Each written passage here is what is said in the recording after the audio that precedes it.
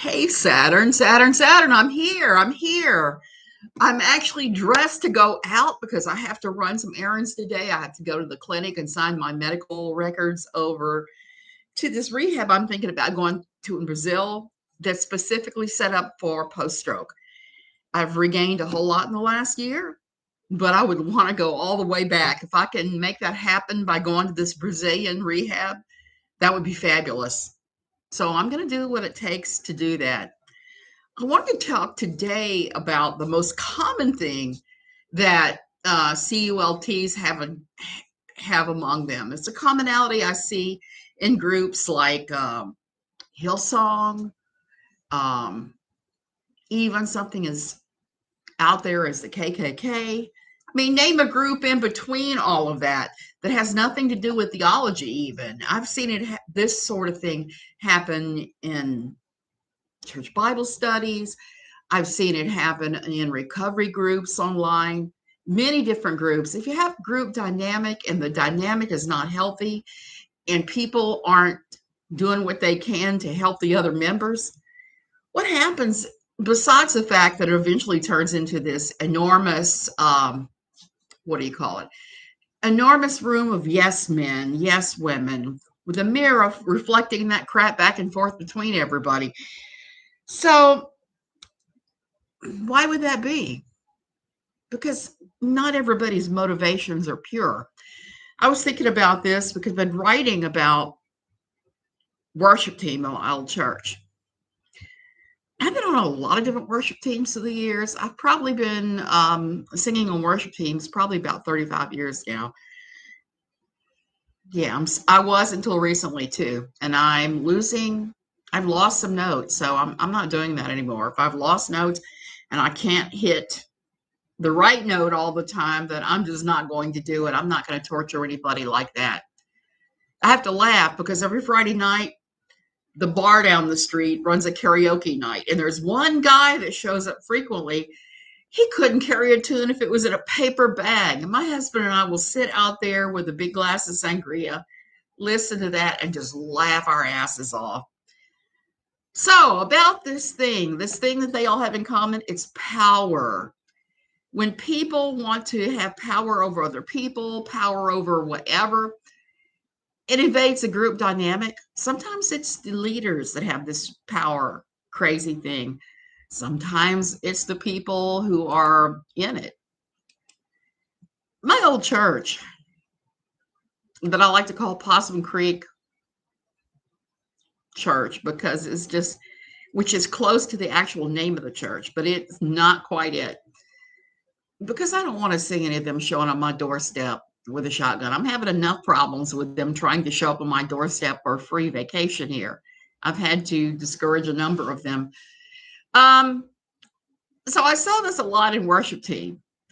The worship team leader for most of the years I was there was a guy that I'm going to call Richard. I loved Richard and his wife, Pamela, so much. They were close friends of mine before they or I ever ended up a worship team. We had kids the same age. It was good. So when he became worship team leader after I'd been on a couple of years, it was awesome. Hey, Jan, what wasn't awesome was that there were people on the team that had, I'm just going to say, not pure motives. They weren't there to worship.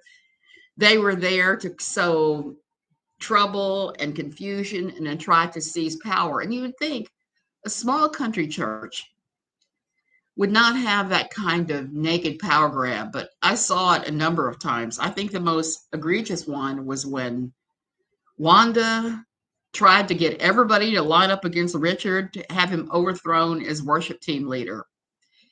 And every single time we would have somebody new come on team, or we would hold auditions, because the church I went to actually held auditions. Just stating that you wanted to be on worship team was not enough. You would have to audition for your slot, and you had to be able to sing pretty well to be able to get a slot. Wanda had been on forever. She'd been on before me, and watching how she opposed any other female singer coming on, I feel pretty sure she opposed me too pretty hard, and I just did not know. So it was all a power struggle. And I'm not sure to this day exactly what the power payoff would have been for Wanda. She had a job, a house, and a job, and a husband, and everything about her life that was kind of, I'm just going to come out and say it, kind of humble. So humble that when we had worship team meetings, rock and roll church, Java man, you got it. We were doing rock and roll in there. Her living situation was so humble that when they hosted every couple of months worship team fellowship, that we would have to only schedule her to do it in fall or spring because they lived in a place that was too small to host it, so they have to host it outside. Their aging, hey, sunny side up. Their aging septic tank could not handle all of our, and so we would have to have them rent a porta-john for the day. So there were all sorts of things going on there. And I thought in the years since about Wanda and her gnashing of teeth and trying to seize control so many times of power on the worship team. And I have to conclude it's because she was mostly powerless in her own life. Powerless people tend to try to grab power. And that's a reality. I told Toad he should have been lead guitar for rock and roll church, but he wasn't interested. Java man, he should have been. He should have been. He could have been doing, our God is an awesome God. He reigns from heaven above, and playing the guitar. He could have done that. Most of the time with the rock and roll church, they're always looking for instrumentalists, which is why I now know how to play the bass guitar. I can play rhythm. You only need 3 chords and a number of other things, including keyboards. I actually play piano pretty well. So I always laughed about that. You don't need to be able to play very much to play bass guitar. You just doom, doom, doom, doom every now and then. So that he missed an opportunity to play guitar, and he wouldn't even have to have had a recording contract or Canis Durgis or whatever the name of his band is. So he missed big, but he would have fallen into that dynamic where there would have been somebody on worship team that was trying to seize control. Now, I saw this on other worship teams, but not to the degree that I saw it on my old fundamentalist church, where you had people that had no power in their personal lives that sought to have personal power by lording over others. Probably KJ. Yeah, she would have been, I think she would have been, she'd have given Wanda a run for her money. That would have been amusing to see, because Wanda hated my guts because I wore a double D and I used fancy toilet paper. I've told that story before. Wanda was just a hating hater who hated everybody and everything that wasn't her or her ways. I've often thought that Wanda would line up very well with Lori Alexander, except that they would hate each other. They would hate each other because they weren't each other, or they were standing in each other's way or light, or who knows what. But it's not just Wanda. It's not just churches this happens in. I've seen this happen in recovery groups again and again and again. And I've seen it happen in some of the KJ things, and you just laugh when you see it, because if you've been through it, you recognize it, and you're like, no, I'm just going to laugh over that. And just don't react to these people, no matter who they are and what they're saying, particularly if they're in a religious group you're part of. Yeah, back during my religious days, I came across an old Arab proverb. I'm doing the KJ stumbling over my words this morning, and I swear I'm not drunk. I swear it's just Diet Coke in here. You can see it's nice and brown. The dogs bark, but the caravan moves on. That's kind of the way I've had to live my life after leaving Possum Creek, because of all the voices that have been at me at every side, all the fundamentalists that want to shut me down. Must esteem her that Emily D. Baker has exceeded her in number of subscribers. Java Man, I suspect she's probably grinding her teeth. Did you notice that the moment that Emily surpassed her, she suddenly gained a pile of followers in the exact number, not in some odd number. Pro tip, if you're going to buy followers, I'm just going to say this, you are going to buy followers. You better damn sure make sure you buy them in some random amount or get some random people to join to make it look like a random amount. Because if you're 3,000 behind and you buy exactly 3,000 new followers, guess what? Everybody's going to know, and your power move becomes useless. It becomes just another clownish piece of BS. And then we're all going to laugh and point. So that's my pro tip.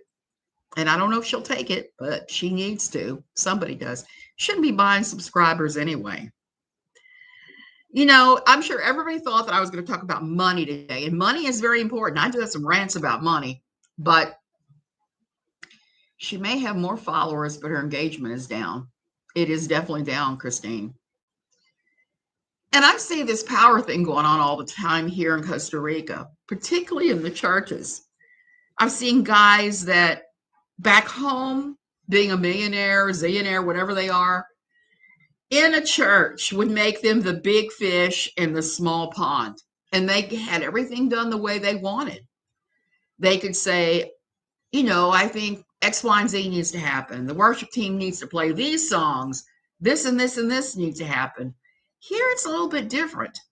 Mr. Millionaire shows up, stomps around the local church, tries to tell the pastor how to do his job, tries to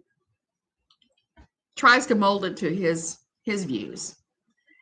And instead of being the big fish in the pond, he's suddenly the average size fish because everybody else going there is mostly going to be at his socioeconomic level. So instead of having his things fulfilled right away, he says, well, I'm going to take my money and go elsewhere. And I've seen that happen. I've seen that happen more than once. I've seen some very evil games being played in the local churches here that I am so not down with at all. And it's all power plays. It has nothing to do with money. It has everything to do with seizing power and controlling everything. And control is the thing that people are after with the power. That's one of the things. If you ever look at the power and control dynamics wheel that they put out that has to do with, I want to say narcissism, but I'm having a senior moment here. Not just narcissism, but the power and control wheel, the power and control dynamic. It's an evil thing. And people try to seize power so they can control you in their own weird little ways. And being forewarned is being forearmed. If you realize that that's what's going on. And if I had known this before I joined my old church, my original church, things would have gone very, very, very differently. Yes, I saw that Edith, Emily D. Baker is at 234,000 and Katie is at 227. Yes. So I think now that Emily has surpassed her, that she's never going to be able to catch up unless she buys a huge pile of subs. And it is what it is. And that's one of her their favorite power moves, besides, your hair sucks, is they like to say, well, you don't have as many followers as Katie, so therefore anything you say doesn't matter and isn't real.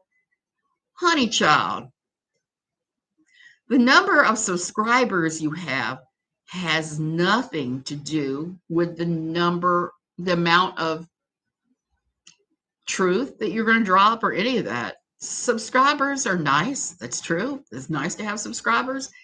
But in the long run, and the thing of things, you better be talking about real things for real engagement. You better be, because if you're not, guess what's going to happen? It's not going to be successful. And if you're in it just for the money and the subs, you're in it for the wrong reasons. Like I've said before, for me here, being monetized is nice. But like I said, it's all books and yarn for me. It's all books and yarn. So there's no power dynamic going on at all. When I started doing this, mostly it was to tell people what Katie was doing. Number one. Number two was promote my various books that have taken forever for me to finish because pandemic. But the pandemic has been the pandemic is really is what drove me to this. I have mast cell. My immune system is all kinds of screwed up. So you know where I go? Nowhere. Once in a while, maybe once a week, I'll go to the beach bars now outside and we'll watch bands, but that's about it. We don't do anything that involves crowds. We pick up people from the airport and stay away from everybody. We go to Costco to pick up our delivery. That's it. We live this tiny little circumscribed life. So this has been great for me because this has taken the place of having a social life because I'm not able to go anywhere. So I think for a lot of people in this pandemic, it has. And I don't think that's necessarily a bad thing because that allows us to hear different voices, different lifestyles, different people. And that's not a bad thing. At least I can't think it is. Maybe there's some out there saying, oh, that's horrible. Maybe the Jonathan Shelleys of this world, but not the Bentleys. Oh, Lord, those Bentleys. Let me tell you something about her. And I said this yesterday. I'm going to say it again. I'll shout it from the rooftops. One thing I noticed about her in all the years that we were sort of kind of palling around is that whenever she felt threatened, she would put on the facade, the big bad facade, like, I can afford 2 Bentleys. While inside, she's screaming, help, help, help. I know KJ says she's not jealous, but you know Anthony Baker having 7,000 more subscribers must grind her gears. But even more than the sub numbers, Emily D. Baker has way more engagement than KJ Bailey ever has or will. Exactly. Did you know the pandemic has been downgraded to endemic here in the U.S.? Sweetie, I did, and I've seen the numbers. I'm trying to figure that out because the numbers haven't really borne that out. There've been more pandemic. There's been rises and fall. I mean, I think at this point the pandemic is with the endemic. The COVID is with us. I don't see any way around it. It's going to be like the flu. The good news about all that is every time that it morphs into something else, guess what? It loses strength. It's not quite so bad. That doesn't mean I'm going to stop getting boosters at all. I'm going to continue to get boosted or whatever they come up with until, I don't know. Emily D. Baker is much more intelligent and better research content, in my humble opinion. Yes, absolutely. Emily D. Baker puts work into it. And she's an attorney. She knows these things. Thank you for continuing to educate us about the malicious things KJ's said and done to smaller YouTube careers like yourself and others like LB. Yeah, she's done some nasty things to LB and others. And I believe LB was the one that she went real life with and maybe would have called social services. I think, but don't quote me on that. Yeah, it's probably here forever. Here, the rates have not fallen. They've been just flat at about 1,000 new cases a day. And everywhere is unlocked. They've dropped all COVID restrictions. I can drive anywhere I want, 3 in the morning. I don't get stopped by the cops. The only thing they haven't dropped is the masking. So I'm curious to see how long it takes them to drop that. There are some businesses here in Tamarindo that have been violating that mask mandate since the beginning. One of them that was kind of an epicenter too for an outbreak here in Tamarindo area. It's a health food store. I just have to laugh over that.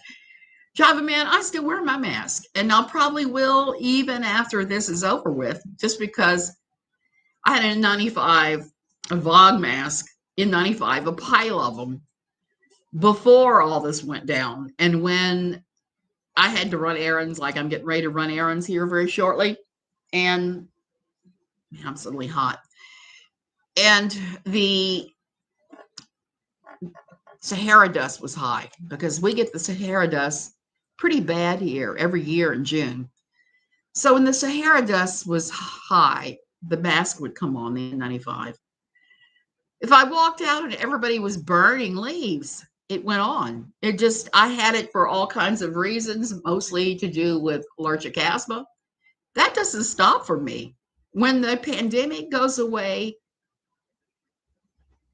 that doesn't stop. Java man, I think some types of travel are actually safer than staying home because from here, when we go back to the States, we have to have a COVID test within 24 hours that shows we're negative.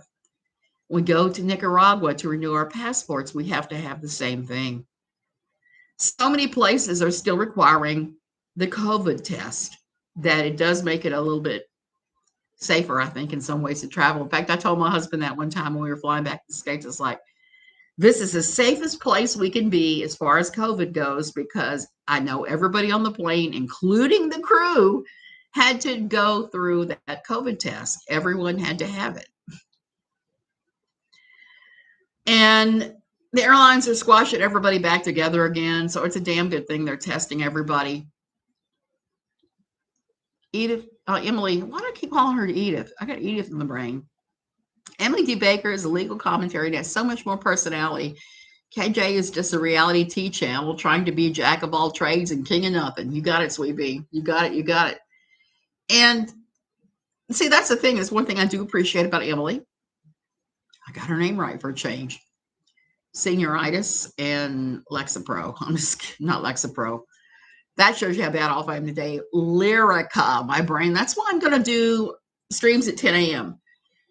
This is the portion of time in my day where I am the most lucid. The problem with having some of the illnesses I have is if the day is going badly and I'm having to pill up, I'm not going to have anything going on here, like that. And I found that those streams that I do later in the day at night, I'm not so sharp. The U.S. is dropping testing and masking in the U.S., but not abroad. We'll see, sweet bee. That means that flying to the States will still be the safest place that you can fly. Here, they're not requiring you to have it any longer. They were, because we were having to be tested on both ends there for a while, but they've dropped that. They've also dropped the $1,000 health insurance you had to buy if you were not fully vaccinated. They've dropped all of that. Now, we're in hello, gringo, give me your money mode here. And that's another thing I want to say about power and people trying to abuse you or trying to manipulate you in whatever way so they can have power. One of the conversations we were having yesterday on the Costa Rican website that I'm a member of, for those of us who live here, Tico, there's a question posted by one of the Ticos about being called a gringo. If we took being called a gringo offensive, and I am proud to say that most of the Americans said the exact same thing I was thinking. It's like, nope, I have no problem with you calling Europeans and people from the U.S. gringos, because that's kind of what we are. We call you guys Ticos, you call us gringos, we're all happy. And here comes my cat. And I'm going to pick you up and tell you, because you know you're not supposed to get on my computer. So we talked about that. The whole idea of names, whether the name is shaming or not. Tico, I didn't know this until yesterday. Java man, I don't like that at all. Tico is something that the Nicaraguans invented during one of the wars between Costa Rica and Nicaragua. I don't know if that was the one that William Wallace was involved in, but there was a lot of effery going down between the two countries. And the Nicaraguans invented Tico, which is actually a shortening of another word. I can't remember right now, but to describe the Costa Ricans as an insult. It was kind of like little people. So the Ticos did what I like to do. When somebody calls you something filthy or whatever, say, that's right, baby. I seize that thing up and use it. It's like the other day when Toad called us all, what was it? Oh, Pitchfork Nation. I love that. Pitchfork Nation. It's like when Larry Solomon dubbed me that crazy feminist writer. I seized that thing. I seized that thing and used it because it kind of is true. There's a grain of truth of these things. The Ticos grabbed onto that and have used it now, and they've used it among themselves. And so many of us were talking about we don't mind being called gringos because that's kind of what we are. And the power and control wheel, Prairie, that thing is the best. Once you learn the power and control wheel and you're having difficulties in relationships and you go in there and you look at that thing, it's like, oh, so that makes sense. That makes perfect sense. I get the feeling KJ gets caught up in scrolling social media for hours, telling herself research for work, but it's mostly distraction from her life. I think she does a lot of doom scrolling. I think so.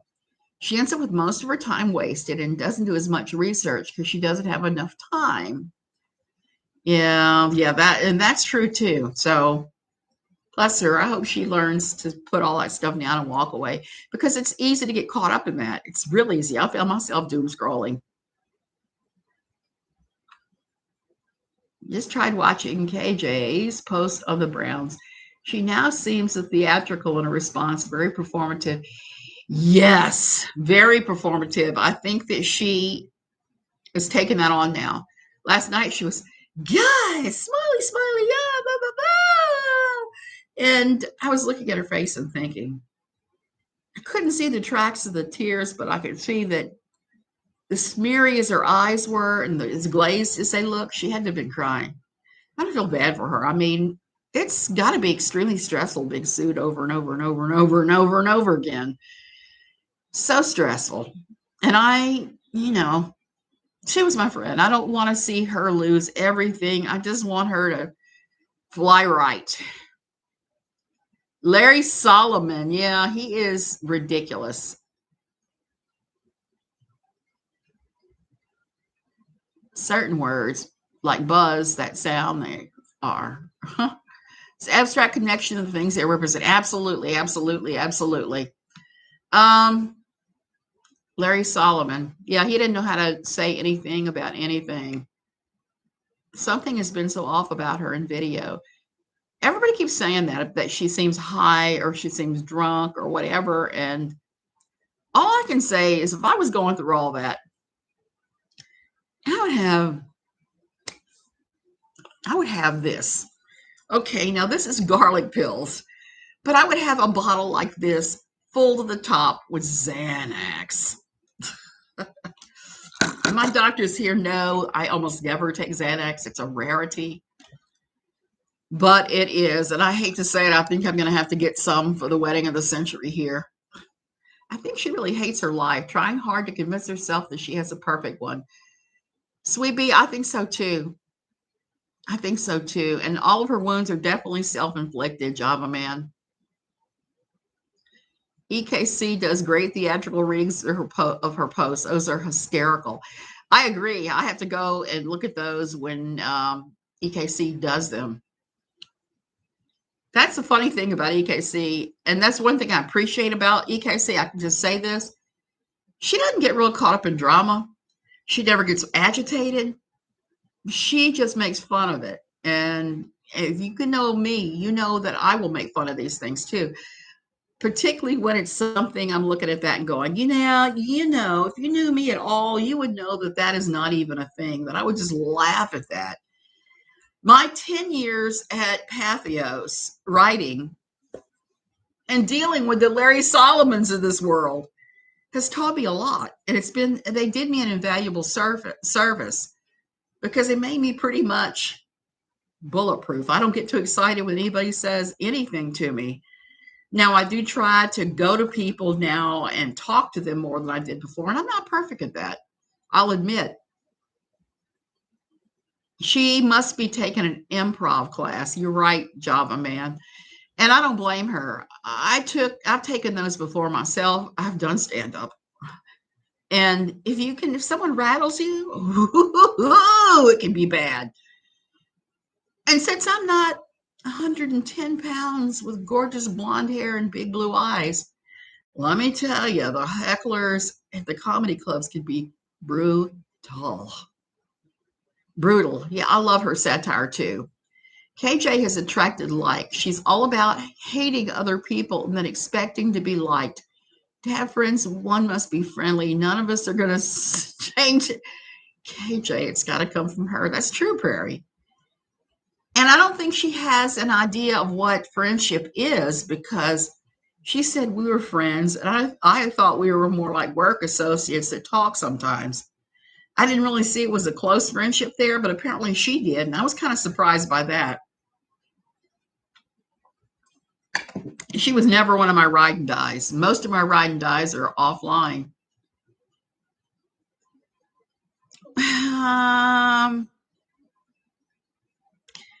My opinion, yes.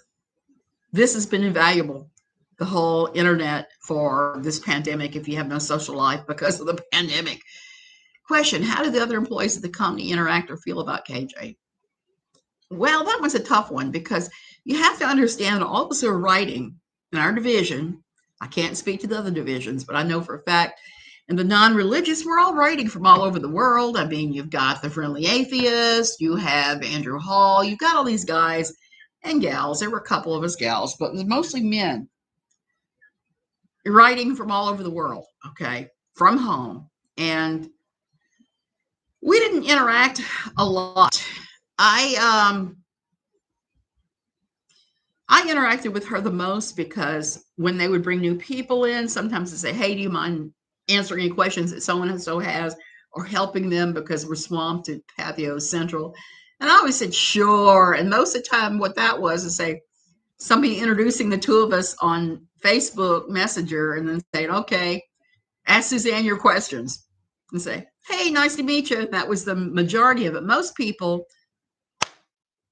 hit the ground running and took off like a shot and did not need this old lady saying, first you click this, then you click that, then you put in.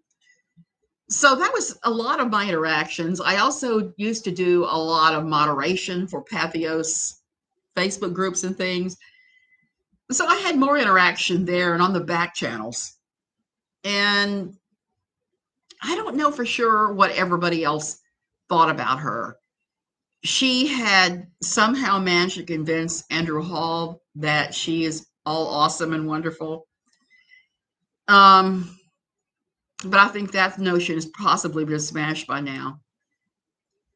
She didn't interact hardly at all on the behind the scenes stuff. In fact, I had to laugh one of the times she did. She was talking about how many thousands of dollars she made from Pathos and how wonderful it was. And we were all kind of laughing at her behind her back, because nobody was making that much money anymore. Because when Pathos was bought by BeliefNet, they changed the payment structure.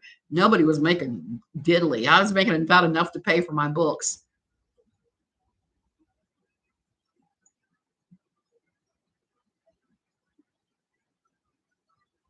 Yeah. And absolutely, I think it does grind Emily's gears when KJ gets it seriously wrong, which is frequently. And she doesn't understand much about anything. So I don't think anybody really knew what was going on with her except for me, who was talking to her a lot because she was constantly PMing me.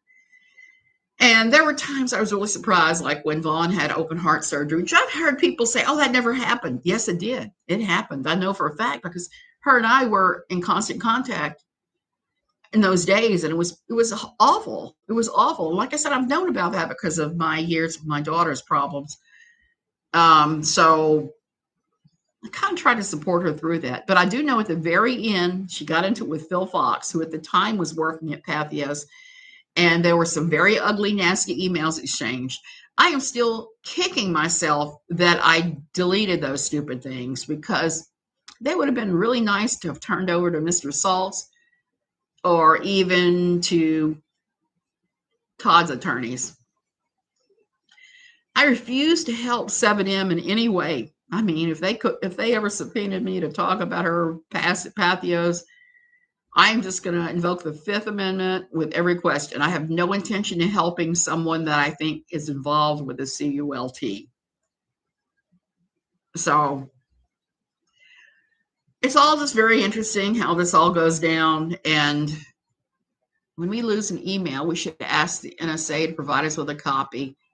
Java man, the thing is, she sent me a lot of this stuff through Messenger, okay? And once she saw that I'd shared the screen caps of my conversation with her about Steve, the last conversation we had, she deleted everything. There was nothing left on any of the things that between us. And I wish there was, because I would go back and harvest all that. But by the time I thought to do that, it was all gone. Which made the email that her lawyer, Graham Cracker, sent me all the funnier, because one of the things that they wanted was all the correspondence between her and I. And I had to email him back and say, there is no leftover correspondence between her and I. She deleted it all of it, every single word. So don't come to me asking for this, because I don't have it. Emily is a legal container, not offering legal advice. Yeah, she's not offering any legal advice at all. She could lose whatever licensure she has, but offering legal advice. That's why she has that disclaimer. And I don't blame her. I mean, it would be the same as Brenda Lee. Absolutely. Brenda Lee, and that is why I started writing, because with when I got my mast cell diagnosis and the asthma was so bad, it was so bad, I was ending up in the ER 2 to 3 times a week with an EpiPen hanging out of my leg before they finally got me straightened out with 8 years of Xolair and other things. And I learned how to handle and how to control what's going on with my body. That's why I started using those N95 masks.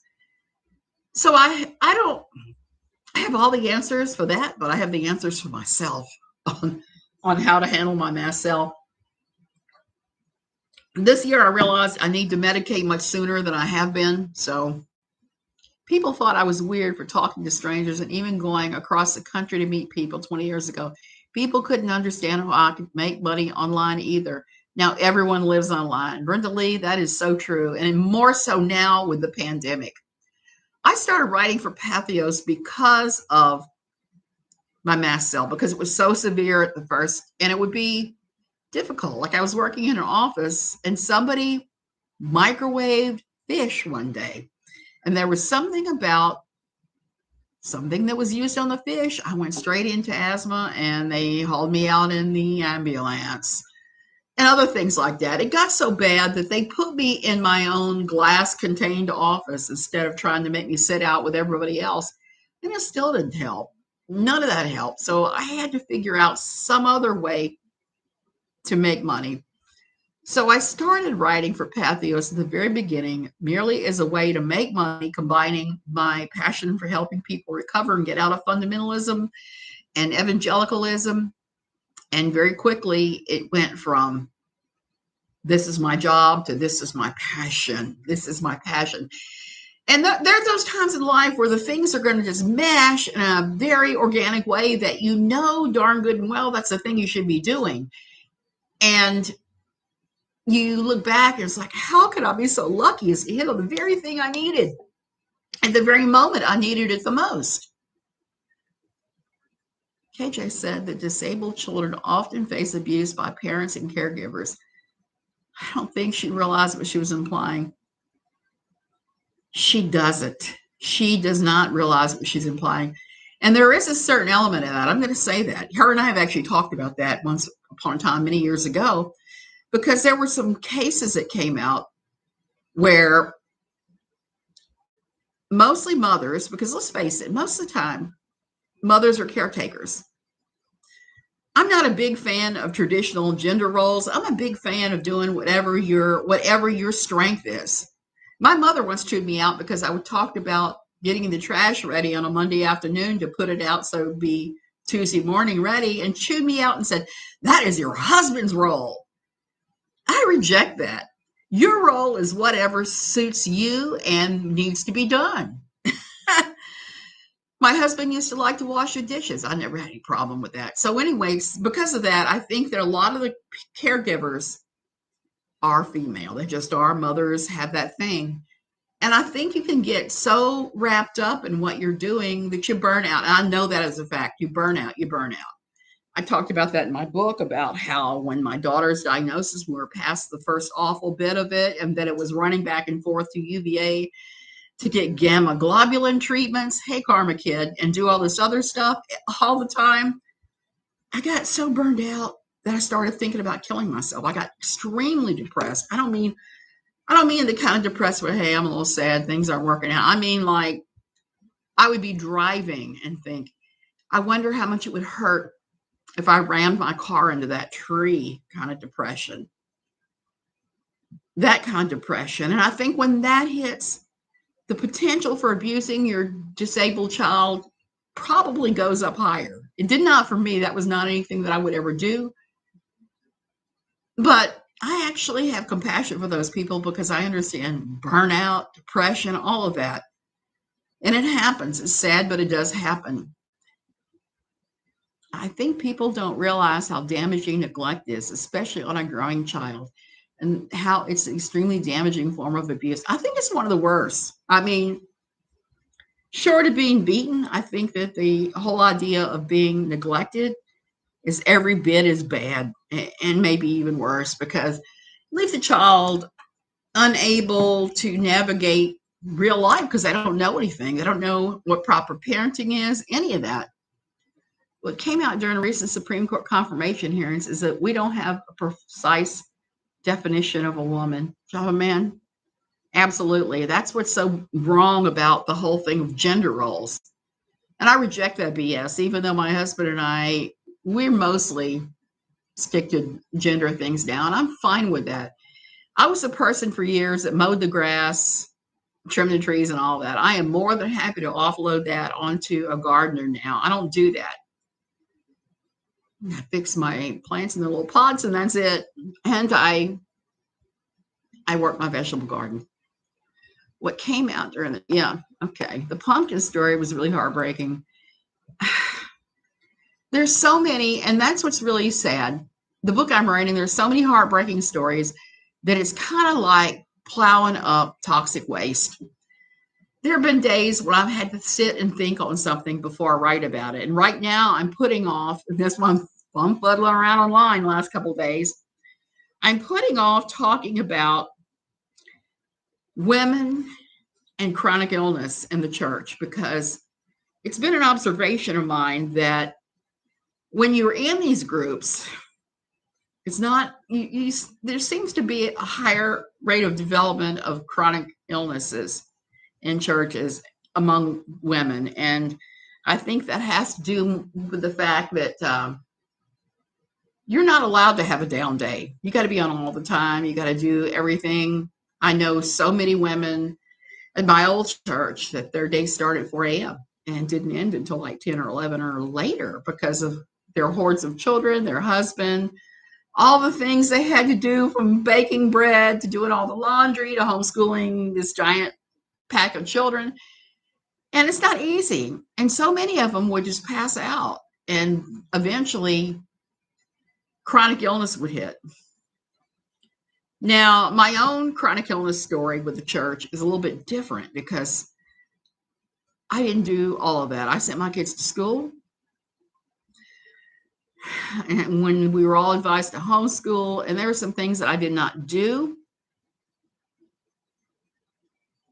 I missed it. When KJ's child was making a picture of pumpkins for Halloween, he put his pumpkin next to his father's pumpkin, and the mommy pumpkin was further away. I remember that now that you said that. I remember that. I remember. That's so sad for Delee. That is so sad. So I think that the whole thing with women and this is that it's exhausting and you burn out. I didn't have that going on. That's not what drove my illness. I think with mine, it was the fact that I was drinking the Kool-Aid and had done exactly what they'd said, which was deny that I had it going on and to throw away all medicine, not go to the doctor. And that I made myself much sicker by doing so, much sicker for much longer. Yeah, that is the saddest thing. going back to that, I have to say, I'm a big believer in something that John Lennon used to say. He used to say either you pay attention to a child from 1 to 5, or that child makes you pay attention from 13 to 18, I think it was, or was it 15 to 20? And here's the thing. He's going to make them pay attention. Maybe not the father. Maybe Toad has paid enough attention to him. But the way that his mother has acted, he's going to be hell on wheels to her once he hits that hormonal patch. You know what I'm talking about, you guys that are mothers. When they hit that hormonal patch, I was lucky. My kids were not rebellious, well, not overtly rebellious. They just had the kind of normal rebellion that everybody gets. It's part of growing up, because you have to have that. If you don't have that, you don't develop normally. You don't learn to be independent. And a wise parent will allow their kids independence in little chunks that they can handle, and not fight about certain things like hair color. So it'll be curious to see if that's what goes on with him when he hits that age, but hopefully we won't have to listen to her talk about it on YouTube. And that, but then again, she pretends everything's perfect. So we've seen her do that when there's been yelling in the background and various things. It's like, pretend it's all perfect. I will say one nice thing about all this Katie Joy stuff that's been going on lately. We're not having to hear about the Hogg family at all. It's like they disappeared. They disappeared into the ether over all of this stuff. And it's kind of nice. I don't know about you guys, but I could use a Hogg break. Mental illness plus puberty was so freaking exhausting. Brenda Lee, that is so sad that no one in your life picked up that that was going on and got you treatment when you were a child. But that's also one of those things that if you're not a parent, what the heck? It's gotten so crazy hot in here. Okay. That's one of the things that is essential here, an outdoor, indoor temperature gauge. So you can figure out if your AC is working right and how hot it is outside and the relative heat. Let's not have this on. Okay. It'd be easier if I could actually read the letters on this stupid thing. Oh,